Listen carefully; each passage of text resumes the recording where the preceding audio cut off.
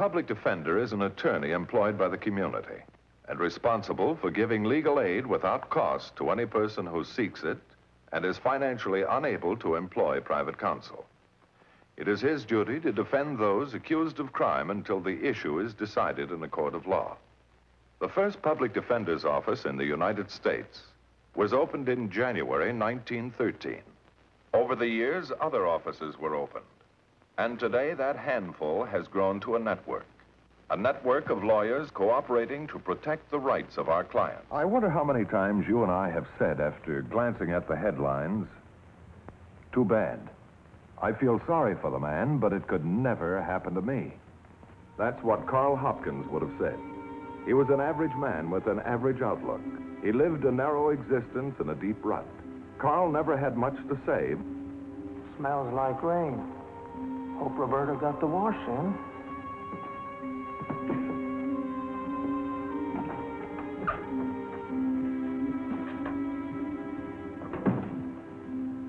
I'm home, honey.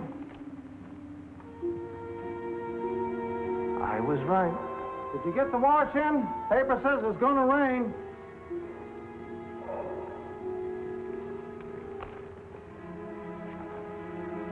Ah, those bums. Lost another one. Roberta, where are you? Guess she's mad about this morning. Giving me the silent treatment. A husband and wife are entitled to an argument once in a while. Maybe she's getting divorced. Roberta, you out there? Ah, women. Always getting their feelings in an uproar over nothing. Burnt. Now we'll have to eat out. If there's anything I hate, it's to eat out. The prices they get nowadays. Maybe she's putting on her face. I guess I never will understand women.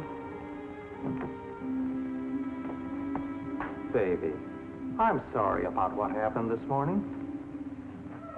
Roberta.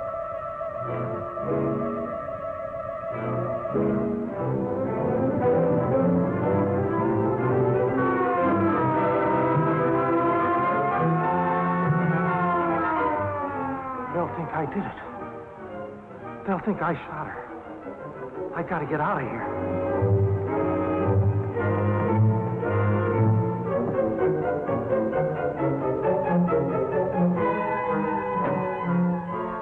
They'll say I did it. I didn't do it. I gotta get away.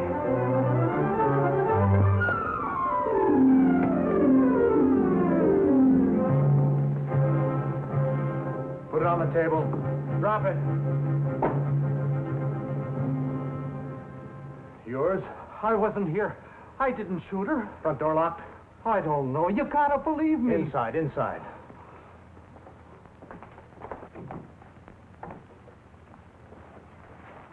Sit down there.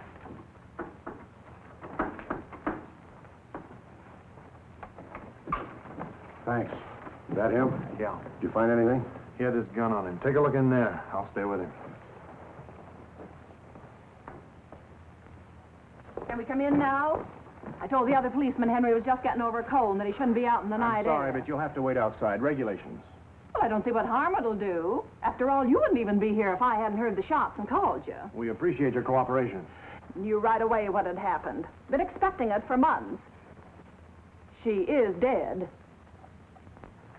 I suggest you wait at home. We'll call you when we need more information. Mrs. The name's Bell. Myrtis Bell with an E. Yes, Mrs. Bell. Look at him sitting over there blubbering. And after what he's done. What's he got to be crying for? I don't know. How would you feel if you just shot your husband?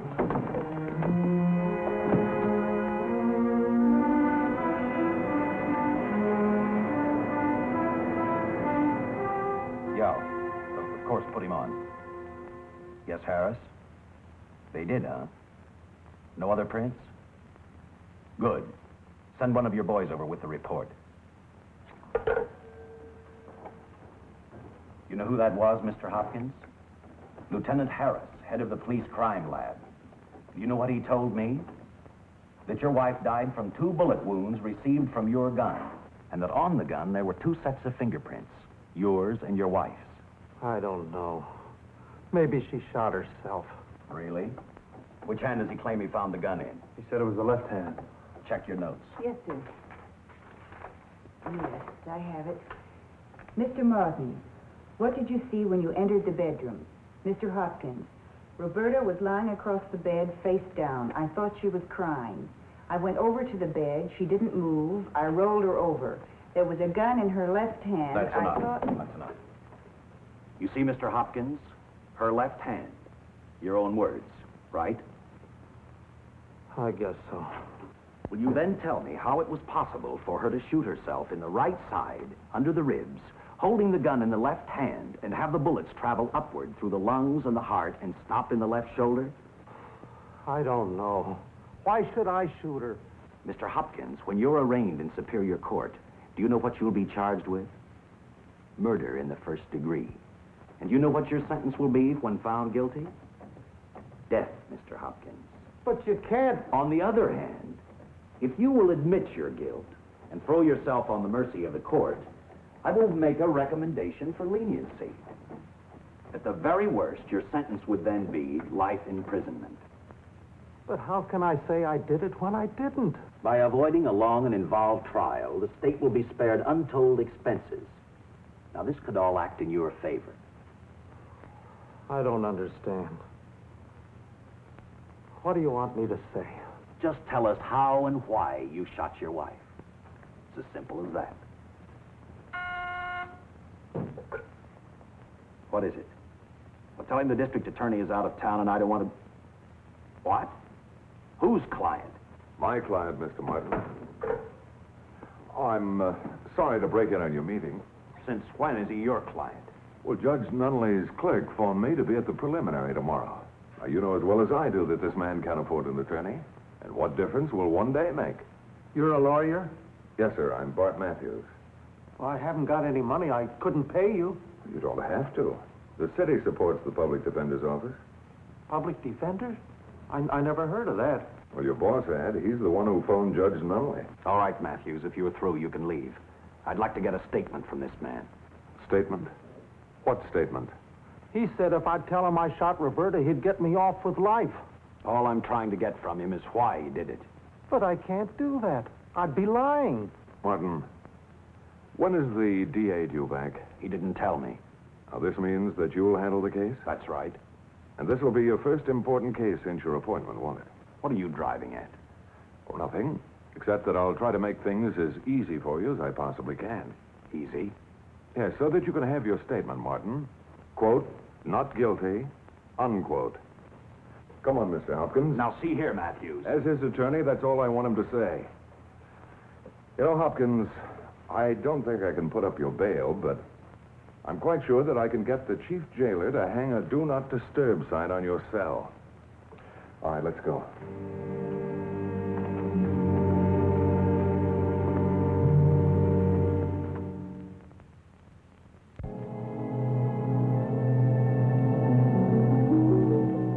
Now I ask you, how can I see who's coming and going and serve up supper at the same time?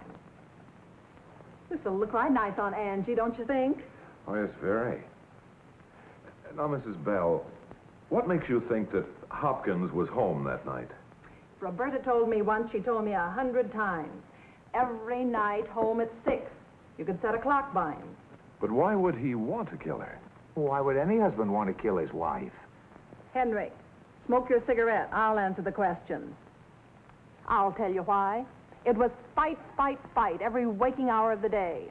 Never surprised me none when it happened. Now, Mr. Hopkins said that he gave her everything that he earned. Well, she sure never spent her money on clothes. Never saw a woman dressed so poor. Oh, I'll get it. It's probably the newspapers again. Henry, get the man a glass of cider. It's good and fresh. You'll like it. Would you, Mr. Matthews? No, thanks. I'll have to be going. Say, maybe you'd want to talk to Grandpa before you leave. Grandpa? Mrs. Bell's father. He's in the back bedroom, and kind of an invalid. I think that would be a very good idea. Forget the cider, Henry. Mr. Matthews is leaving. But I haven't finished my... You're finished as far as we're concerned. Here's the door.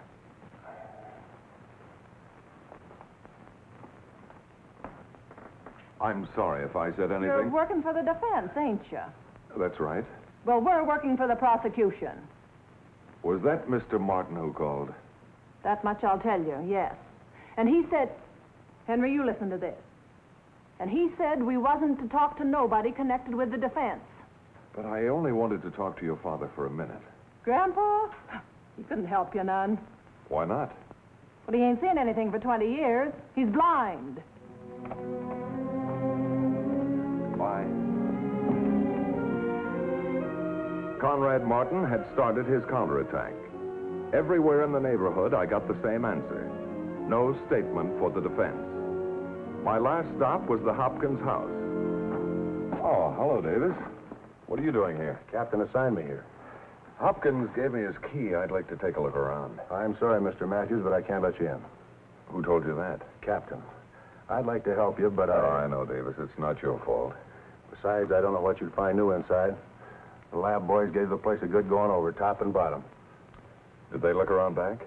What would they be looking for out there? That's a good question. Maybe I'll find a good answer.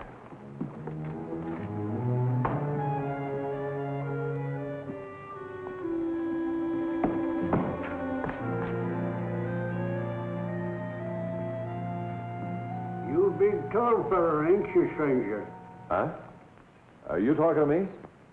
That clothes line kept you from falling, didn't it? Yeah, that's right.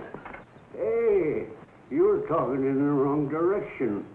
I'm over here. Oh, hi. You must be Mrs. Bell's father. That's right. How did you know that I was new around here? Oh, Murty's told you about me, huh? Oh, I'm sorry. I didn't mean... Don't bother me none.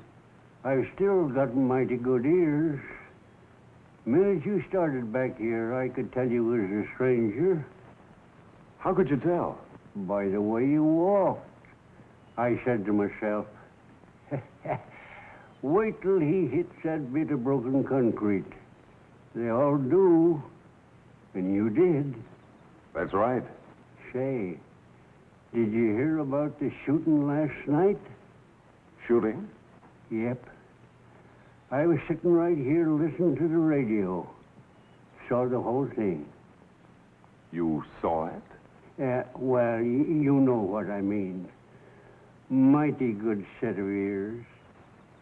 Did you tell anybody? Nope. Nobody asked me.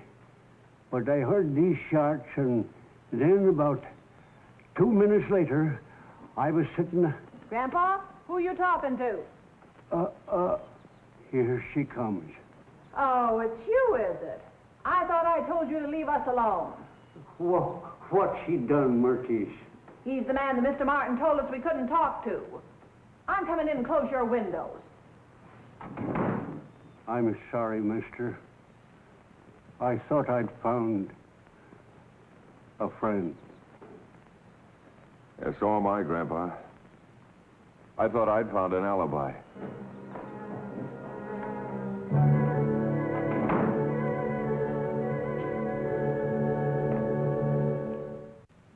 Conrad Martin was a man young in years and young in experience. He didn't intend to lose this case.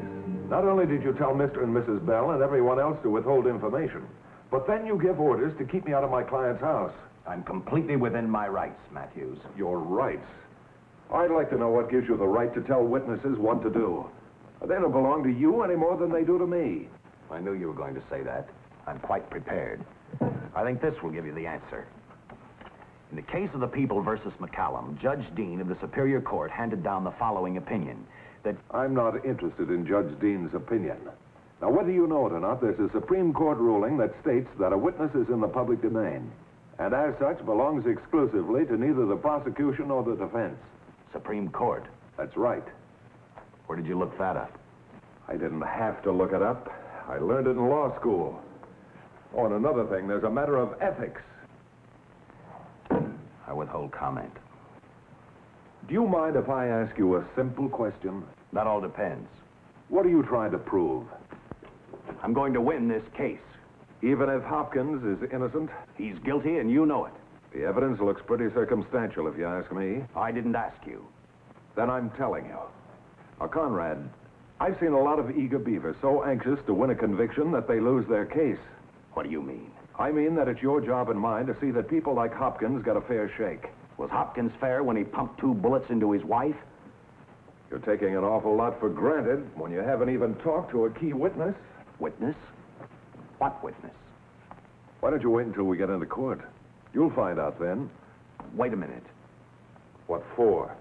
I had a couple of questions. I thought you had all the answers. Look, Bart, I've got a tough job to do. The DA's away, and I feel it's my full responsibility to... To see that Hopkins gets a fair trial? Well, yes. All right, then, get your hat. I've got a witness I want you to meet.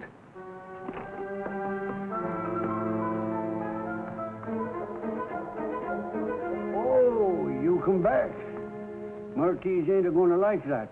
I wouldn't worry about that, Grandpa. It's all been taken care of. Don't want her coming in here closing the window again. Can't see what's going on. Who's your friend? Never seen him before. Didn't you say he was blind?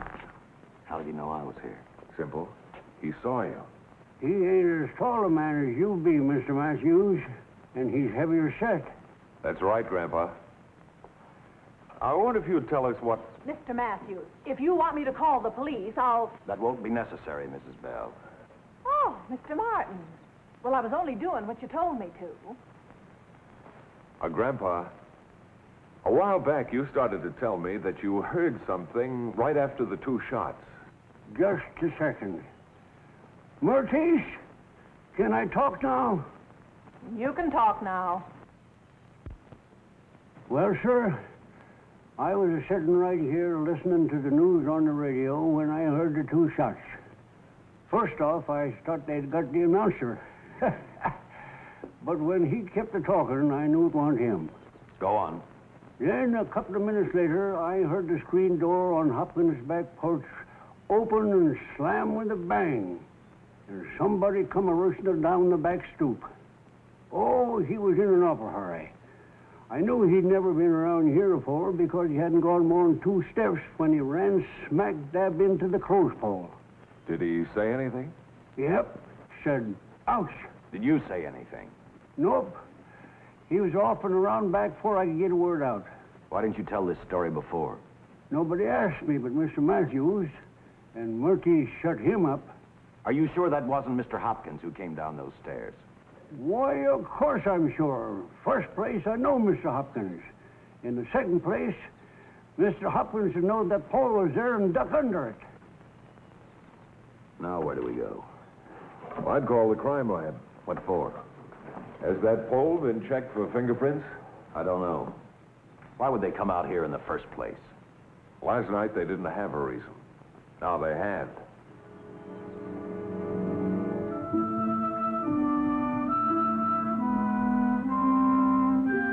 When the closed pole was dusted, Lieutenant Harris found 3 prints.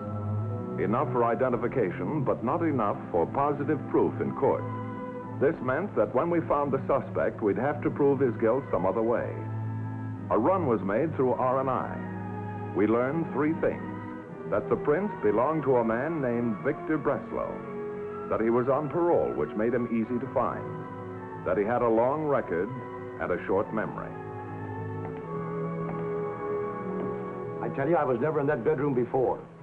Or this living room. Or this house, or this neighborhood.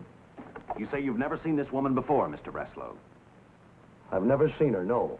How can you explain your fingerprints on that clothes pole in the backyard, then? I told you. I don't know what you're talking about. Can I go now? Sit down. Relax, Breslow. Mr. Matthews may be a few minutes yet. What's he doing? He's next door talking to the man who saw the killer escape. Man, what are you trying to give me? Old fellow in a wheelchair. He says he can identify the man. Oh, yeah? You always keep your hat on in the house? Well, it's cold in here. You can run him through any time you want. Grandpa's ready. No, it's about the same time and about the same amount of light. All right, Breslow, on your feet. What do you want me to do? All you have to do is run out the door, down the steps, and into the backyard. Just run down the steps and around to the driveway. Run. It's dark out there. I might break my neck. You might save it. Davis, you stay with him. I'll tell you when. Yes. I think you're nuts.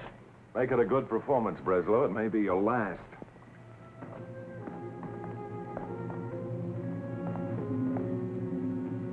You all set, Grandpa? Never been sitter. Watch him when he comes out. He may try to make a break. I'll keep him covered. All right, Davis. On the double, Breslow. Just a minute, Breslow. Do you call that running? Now do it again, and this time run.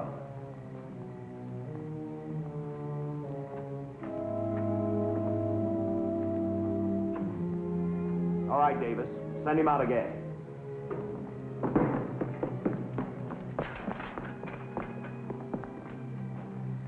Well, Grandpa? That's him, all right. Only this time he hit the clothes pole with his hand instead of his head. You're right, Grandpa. That's him, all right. Same feller I seen t'other night. What's he babbling about with the cuffs on him? What for? I didn't do nothing. Hold out your hands. I want you to be sure, Grandpa. Will you swear that this is the same man? Don't need to swear. I said it's him, and it is. Well, Breslow? It was an accident. I didn't want to kill her, honest. Not when you were doing so well blackmailing. You find that out, too? It figured. How long had you been doing it? Oh, a couple of years. She didn't have any money the other night. I said I'd tell her husband how she'd spent 2 years in the state pen. She pulled a gun on me. I tried to take it away from her. It went off. I wiped the gun clean and ran out the back. That's it. Yeah. You kind of feel better after getting it off your chest, son? Well, if it hadn't have been for you, they'd have never pinned it on me. All right, take him in and book him. Oh, just a minute. Conrad, I think that confession is good for the soul, don't you? Yeah, that's right. Well, before Mr. Breslow departs, don't you think that he ought to know about the man who put the finger on him? What about him? Well, take a good look at your accuser. Do you see anything?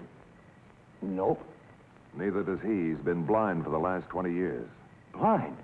Why, you dirty... You trapped me. No, you trapped yourself.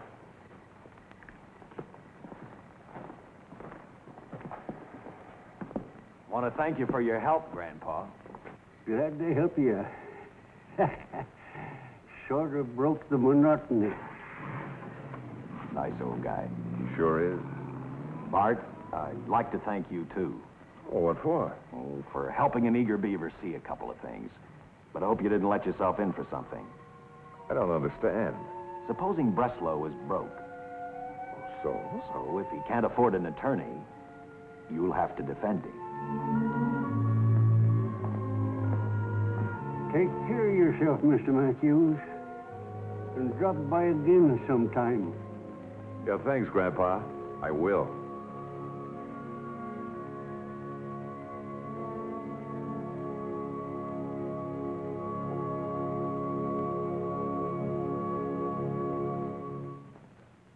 When Victor Breslow was brought to trial, he was found guilty. But since the shooting was not premeditated, the charge was changed to manslaughter. He is now serving a sentence in the state penitentiary. The case you have just seen was brought to a fair and just conclusion through the efforts of a public defender.